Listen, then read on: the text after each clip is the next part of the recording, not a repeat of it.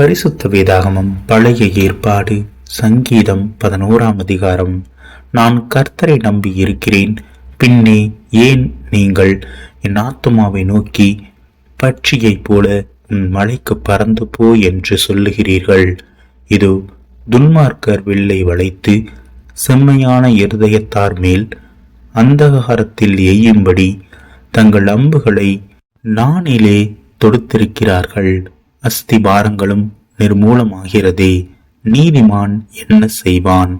கர்த்தர் தம்முடைய பரிசுத்த ஆலயத்தில் இருக்கிறார். கர்த்தருடைய சிங்காசனம் பரலோகத்தில் இருக்கிறது.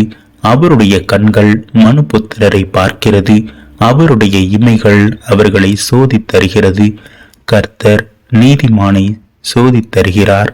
துன்மார்க்கனையும் கொடுமையில் பிரியமுள்ளவனையும் அவருடைய உள்ளம் வெறுக்கிறது. துன்மார்க்கர் மேல் கன்னிகளை வர்ஷிக்க பண்ணுவார். அக்கினியும் கந்தகமும் கடும் கோடை கொந்தளிப்பும் அவர்கள் குடிக்கும் பாத்திரத்தின் பங்கு. கர்த்தர் நீதியுள்ளவர், நீதியின் மேல் பிரியப்படுபவர். அவருடைய முகம் செம்மையானவனை நோக்கி இருக்கிறது.